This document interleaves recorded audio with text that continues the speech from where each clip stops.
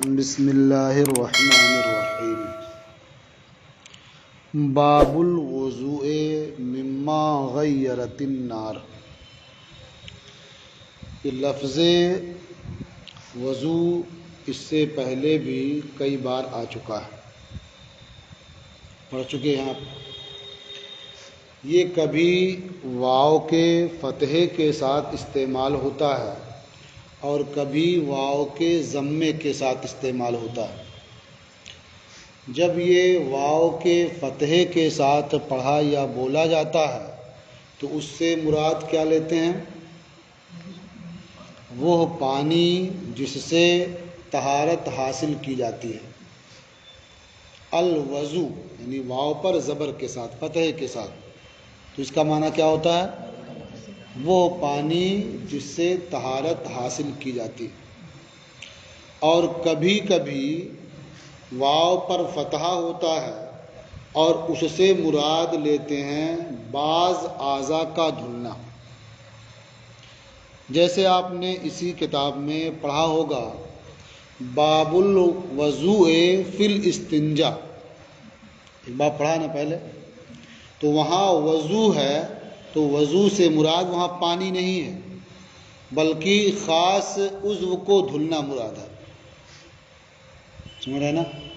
تو گویا واو پر فتحہ ہوگا تو دو معنی ہو گیا اس کا، ایک تو مطلقاً وہ پانی جس سے طہارت حاصل کی جاتی ہے، اور کبھی کبھی وضو بولتے ہیں بعض اعضاء کے دھلنے کو، ٹھیک ہے؟ ہاتھ دھل لیا اگر، یہ بھی وضو ہے واو کے زبر کے ساتھ، کلی کر لیا صرف، یہ بھی وضو ہے واو کے زبر کے ساتھ، کسی نے خالی چہرہ دھل لیا یہ بھی وضو ہے، یہ واو کے زبر کے ساتھ، سمجھ آ رہی نا؟ اور واو کے ضمے کے ساتھ وضو، واو پر پیش، اس کا معنی کیا ہوتا ہے؟ یعنی وضو کرنے کا جو عمل ہے، یعنی مخصوص اعضاء کے دھونے کا جو فعل ہے، سمجھ رہے ہیں نا؟ مثلا آپ اپنا چہرہ دھوتے ہیں، دونوں ہاتھ دھوتے ہیں، سر کا مسح کرتے ہیں، پاؤں دھوتے ہیں، تو یہ جو چار اعضاء کو آپ نے دھلا اور مسح کیا، اس عمل کا نام کیا ہے؟ وضو، واو پر پیش کے ساتھ، ٹھیک ہے؟ تو یہاں اب بتائیے کیا پڑھا جائے گا؟ باب الوضو پڑھیں گے یا باب الوضو، یعنی واو پر زبر پڑھیں گے یا واو پر پیش؟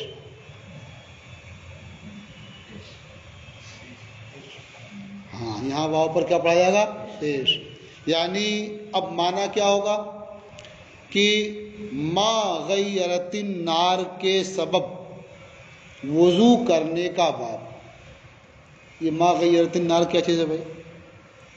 یعنی اس چیز کے کھا لینے کی وجہ سے جسے آگ نے بدل دیا ہو، جس میں آگ نے اپنا اثر ڈالا ہو، مثلا پکا ہوا کھانا ہے، کوئی تلی بھنی چیز ہے، آپ نے اسے کھا لیا، تو اب کھانے کی وجہ سے آپ کو پھر وضو کرنا پڑے گا یا جو وضو پہلے تھا آپ کا وہ کام کرے گا؟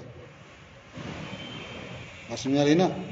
تو یہ باب کس چیز کا؟ باب الوضوء مما غیرت النار، اس چیز کے کھا لینے کے سبب وضو کا باب جسے آگ نے تبدیل کر دیا ہو، بدل دیا ہو۔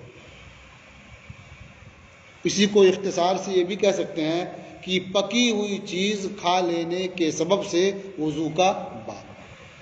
لیکن یہ جب کہیں گے پکی ہوئی چیز کھا لینے کے سبب، یہ اس کا ترجمہ نہیں ہوگا، یہ صرف مطلب ہوگا اس کا، سمجھے نا؟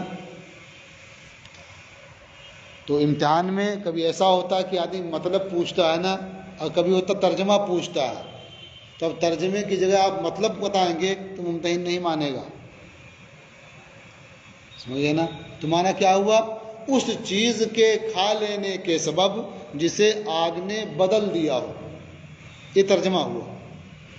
جب آگ بدلے گی اسے تو کیا ہوگا؟ وہ چیز پک جائے گی، اب چاہے زیادہ پکے یا کم ہی پکے، اثر تو اس کا جائے گا نا۔ تب جس میں آگ نے اپنا اثر ڈال دیا، پکا دیا اسے، اب اس کے کھانے کے سبب سے وضو کرنا ہے یا نہیں کرنا ہے، اسی کا باب۔ اس سلسلے میں فقہا کے دو اقوال ہیں۔ ایک قول یہ ہے کہ پکی ہوئی چیز کھا لینے کی وجہ سے وضو کرنا پڑے گا، یعنی جو پہلے وضو تھا وہ ختم ہو گیا۔ تو یہ بھی کہہ سکتے ہیں کہ پکی ہوئی چیز کھانے سے وضو ٹوٹ جاتا ہے، یہ ایک قول ہوا۔ اور دوسرا قول کیا ہے کہ پکی ہوئی چیز کھا لینے کی وجہ سے وضو نہیں کرنا پڑے گا، یعنی جو پہلے کا وضو تھا وہ باقی ہے، وہ ٹوٹا نہیں ہے۔ دو قول ہو گیا یہ۔ آپ اس حاشیے میں دیکھیں گے تو بہت سے نام شمار کرا دیے گئے ہیں جن کا یہ مذہب ہے۔ مثلا حضرت ابن عمر، حضرت ابو طلحہ، حضرت انس، حضرت ابو موسیٰ، ام المومنین حضرت عائشہ، اور اس طرح کے اور اصحاب کا نام ہے، آپ دیکھ لیں گے۔ ان حضرات کا موقف کیا ہے کہ پکی ہوئی چیز کھا لینے کی وجہ سے وضو کرنا پڑے گا، یعنی پہلے والا وضو ٹوٹ جائے گا۔ ایک قول ہو گیا یہ۔ دوسرا قول جو خلفائے اربعہ کا ہے، یعنی حضرت ابوبکر صدیق کا قول ہے، حضرت عمر فاروق اعظم کا ہے، حضرت عثمان غنی کا ہے، حضرت علی مرتضیٰ کا ہے، اور ائمہ اربعہ یعنی امام اعظم کا ہے، امام شافعی کا ہے، امام مالک کا ہے، امام احمد کا ہے، سفیان ثوری کا ہے۔ تو وہ کیا ہے کہ پکی ہوئی چیز کھا لینے سے وضو نہیں ٹوٹتا ہے، دوبارہ وضو نہیں کرنا پڑے گا۔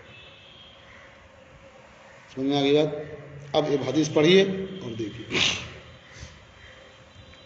اخبرنا مالک، ہمیں خبر دی امام مالک نے، حدثنا وہب بن کیسان، ہم سے حدیث بیان کی وہب ابن کیسان نے، قال، انہوں نے فرمایا، سمعت جابر بن عبداللہ، میں نے جابر ابن عبداللہ کو فرماتے ہوئے سنا۔ کیا فرما رہے تھے وہ؟ رأیت ابا بکر صدیق، کہ میں نے حضرت ابو بکر صدیق کو دیکھا، اکلا لحمن، انہوں نے پکا ہوا گوشت کھایا۔ یہاں مطلقاً لحمن دیا ہے، مراد کچا گوشت نہیں ہے بلکہ پکا ہوا گوشت، کیونکہ عادتاً کچا گوشت کھایا نہیں جاتا ہے۔ تو اکلا لحمن کا مطلب کیا ہوا؟ پکا ہوا گوشت کھایا، بھنا ہوا گوشت کھایا، یہ دونوں ہو سکتا ہے۔ ثم صلی ولم یتوضا، پھر انہوں نے نماز ادا فرمائی اور وضو نہیں کیا۔ تو اس سے سمجھ میں آتا ہے کہ اگر پکی ہوئی چیز کھا لینے سے وضو ٹوٹ جاتا تو وہ بغیر نیا وضو کیے نماز نہیں پڑھتے، لیکن ان کا وضو نہ کرنا اور ویسے ہی نماز پڑھ لینا اس بات کی دلیل ہے کہ پکی چیز کھا لینے سے وضو نہیں ٹوٹتا۔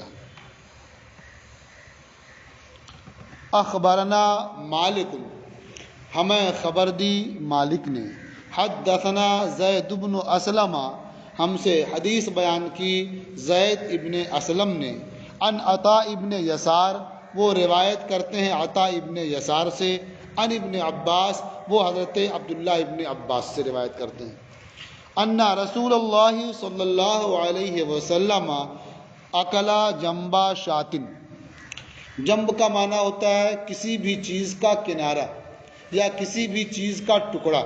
تو یہاں شات مضاف الیہ موجود ہے تو معنی کیا ہوگا؟ بکری کا حصہ یا بکری کا ایک ٹکڑا یا بکری کا کنارے کا ایک کنارہ۔ تو اللہ کے رسول صلی اللہ تعالی علیہ وسلم نے بکری کا کچھ گوشت کا ٹکڑا ہوگا تو کچھ تو ہوگا ہی، تو بکری کا کچھ گوشت تناول فرمایا۔ ثم صلی ولم یتوضا، پھر حضور نے نماز ادا کی اور وضو نہیں کیا۔ تو اس سے بھی صاف ظاہر ہوتا ہے نا کہ پکی ہوئی چیز کھا لینے کی وجہ سے وضو نہیں ٹوٹتا ہے، ورنہ بغیر وضو کے نماز کیسے ادا فرماتے ہیں؟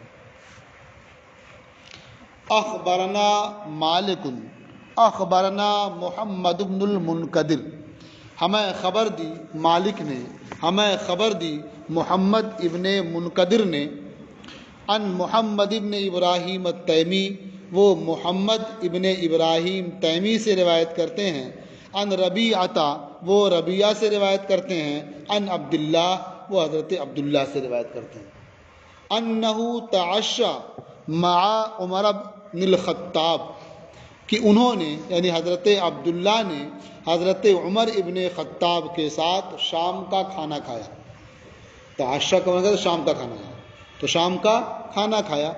ثم صلی ولم یتوضا، پھر حضرت عمر نے نماز ادا کی اور وضو نہیں کیا۔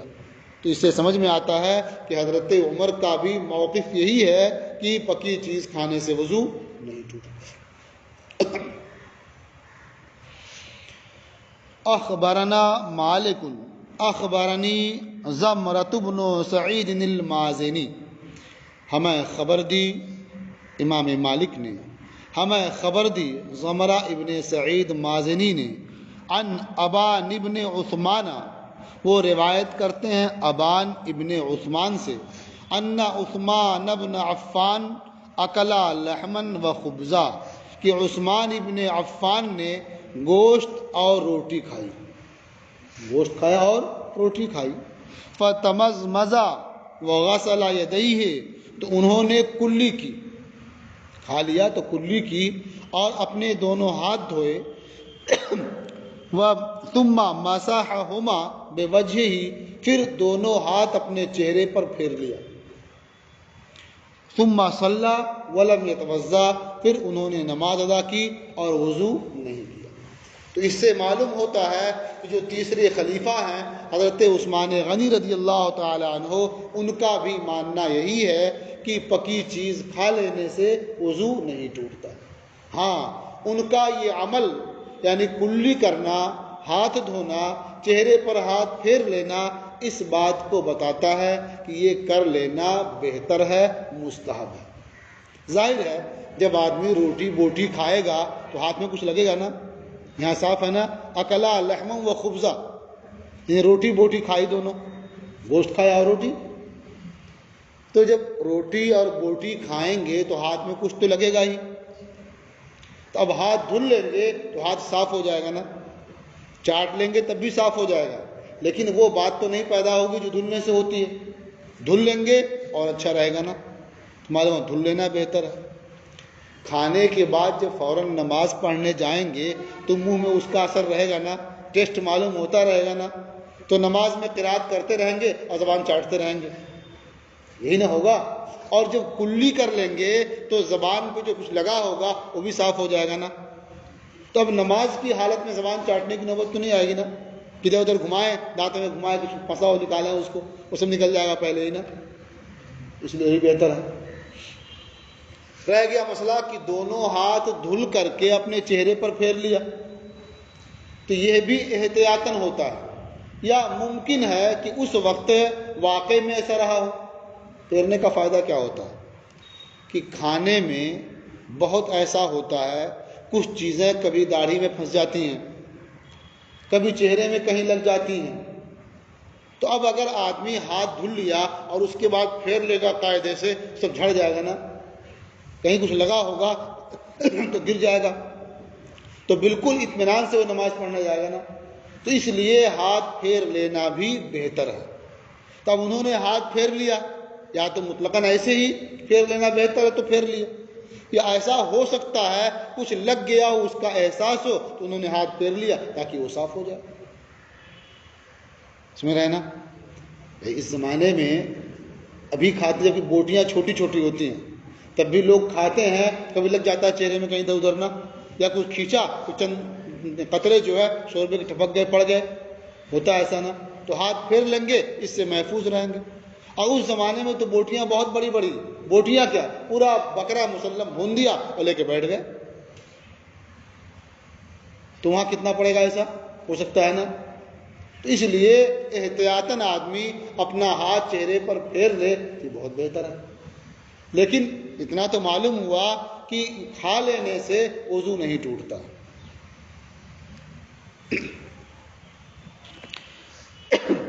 اخبرنا مالک اخبرنا یحییٰ بن سعید، ہمیں خبر دی امام مالک نے، وہ کہتے ہیں ہمیں خبر دی یحییٰ ابن سعید نے، قال سألت عبد اللہ ابن عامر ابن ربیعہ، انہوں نے فرمایا کہ میں نے عبداللہ ابن عامر ابن ربیعہ ادوی سے پوچھا، کس کے بارے میں پوچھا؟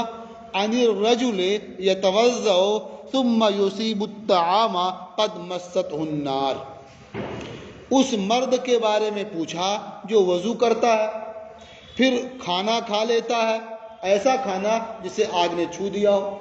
تو آگ کا چھونا کیا ہے؟ یعنی جس پر آگ نے اپنا اثر ڈالا ہو، اسے پکا دیا ہو، ورنہ آگ تو چھونے آئے گی نہیں ایسے نا، بلکہ صحیح پوچھیں تو آگ کسے چھوئے گی؟ جو بھنیں گے، جو سیخ کباب جسے بناتے ہیں نا آگ پر رکھتے ہیں، تو اس طرح جب بھنیں گے تبھی آگ چھوئے گی، اور پتیلی میں پکا لیں گے تو آگ تو پتیلی کو چھوئے گی نا۔ تو مطلب کیا چھو لینے کا؟ اس کا اثر پہنچ گیا اس میں، بدل دیا ہو اسے۔ تو اس زمانے کے لحاظ سے تو بہت اچھا ہے۔ جیسے اس زمانے میں بھی کباب بھون لیتے ہیں ایسے ہی، یا بچے پرندے کا شکار کرنے گئے، ایک دو پرندے مل گئے، ویسے کون پکائے، چلو ویسے بھون لیا، یہ بھی کر لیتے ہیں۔ یا گیارہویں شریف کا موقع آتا ہے، مرغ وغیرہ ذبح کرتے ہیں، پنکھ نکال کر کے بھونتے ہیں اس کو پہلے آگ پر، پھر کاٹتے ہیں، تو وہاں بھوننا ہو سکتا ہے، ورنہ عام حالات میں کہاں یہ موقع آتا ہے، سن رہے ہیں نا۔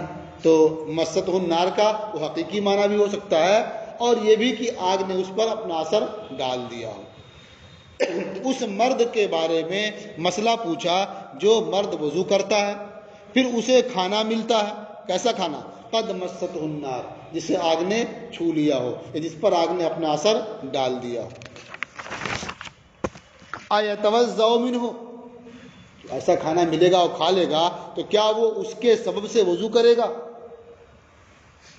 قال، انہوں نے فرمایا قد رأیت ابی یفعل ذلک ثم لا یتوضأ، انہوں نے فرمایا کہ میں نے اپنے والد کو دیکھا کہ وہ ایسا کرتے ہیں پھر وضو نہیں کرتے ہیں، یعنی اس طرح سے بھنا ہوا پکا ہوا گوشت کھا لیتے ہیں اور اس کے بعد وہ وضو نہیں کرتے ہیں اور نماز پڑھ لیتے ہیں۔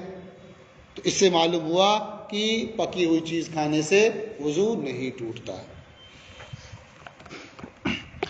اخبرنا مالک اخبرنا یحییٰ بن سعید عن بشیر بن یسار مولا بنی حارثہ، ہمیں خبر دی امام مالک نے، ہمیں خبر دی یحییٰ ابن سعید نے، وہ روایت کرتے ہیں بشیر ابن یسار سے جو بنو حارثہ کے آزاد کردہ غلام،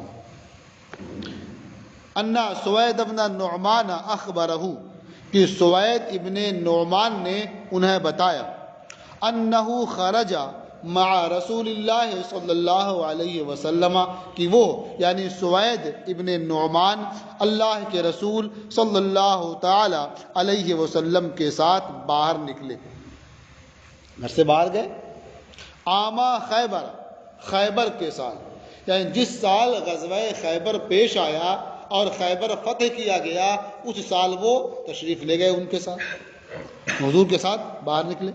حتی اذا کانوا بالصحبا، صحبا ایک جگہ کا نام، یہاں تک کہ جب یہ حضرات مقام صحبا میں تھے، صحبا ہے کہاں؟ کہتے ہیں وہی ادنا خیبر، اور یہ صحبا خیبر سے قریب تر ہے، یعنی بہت قریب ہے خیبر سے۔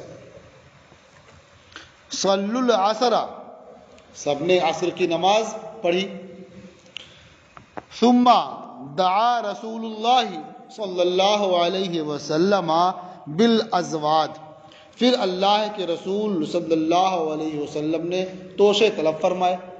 ازواد یہ ذات کی جمع، ذات مانے توشہ، راستے میں کھانے پینے کے لیے آدمی جو سامان لے جاتا ہے اسے زاد کہتے ہیں، اسے توشہ کہتے ہیں، کہتے ہیں زاد سفر۔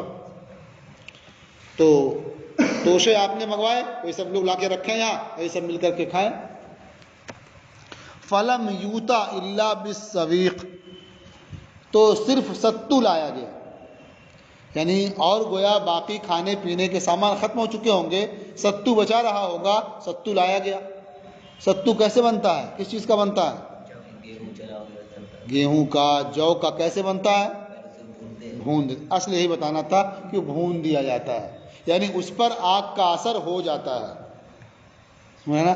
جیسے آٹا ہوتا ہے گیہوں کا تو اس پہ اثر نہیں ہوتا ہے، اسے پیس دیتے ہیں نا، لیکن ستو جو ہوتا ہے وہ بھون کر کے تیار کیا جاتا ہے۔ اب چاہے جو ہو یا گیہوں ہو یا دونوں ملا ہوا ہو یا بعض دوسری چیزیں بھی ملا دی گئی ہوں، سمجھا نا؟ اثر ہوتا ہے اس پر آگ کا۔ تو فرماتے ہیں فلم یوتا الا بالسویق، تو صرف ستو لایا گیا۔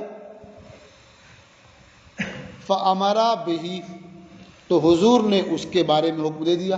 کیا حکم دیں گے؟ پانی ملاؤ اس میں اور گودو اسے، کھانے کے لائق ہو جائے۔